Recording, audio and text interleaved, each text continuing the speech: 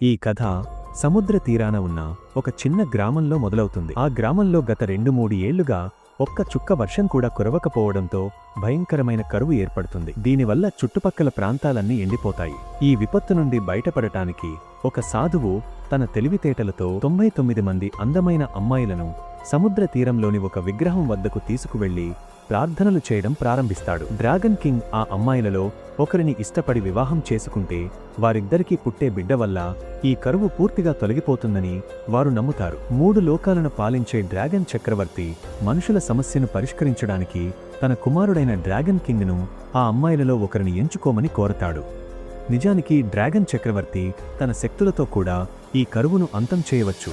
కానీ ఈ విపత్తు డ్రాగన్ కింగ్ వల్లే సంభవించింది. ఎందుకంటే గతంలో డ్రాగన్ కింగ్ ఒక పరీక్షలో విఫలమై గాయపడి తన అసలు రూపంలో మానవలోకంలో పడిపోతాడు. నీరు లేకపోవడంతో అతను నెమ్మదిగా ప్రాణాలు కోల్పోయే స్థితికి చేరుకుంటాడు. అప్పుడు మన హీరోయిన్ ఆ డ్రాగన్ కింగ్ ని చూస్తుంది. ఆమె అతన్ని చూసి భయపడకుండా తన పరిస్థితిని అర్థం చేసుకుని అతన్ని నీటిలోకి తీసుకువెళ్లి కాపాడుతుంది. ఆ సంఘటన తరువాత డ్రాగన్ కింగ్ ఆ అమ్మాయిని ప్రేమించడం మొదలుపెడతాడు మరియు ఆమెను మర్చిపోలేకపోతాడు.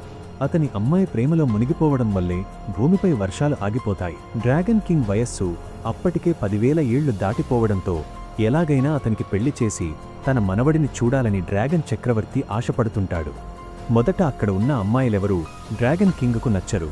కాని అకస్మాత్తుగా అతను అక్కడ ఉన్న హీరోయిన్ను గుర్తుపట్టి ఆమెను కలవడానికి వెంటనే బయలుదేరుతాడు. తన కొడుక్కి ఏదో ఒక అందమైన అమ్మాయి నచ్చిందని డ్రాగన్ చక్రవర్తి కూడా సంతోషిస్తాడు. మరి ఆ తర్వాత ఏం జరిగిందో తెలుసుకోవాలంటే పార్ట్ 2 అని కామెంట్ చేయండి. వీడియో నచ్చితే లైక్ చేసి మన ఛానల్ని సబ్స్క్రైబ్ మరియు ఫాలో అవ్వండి.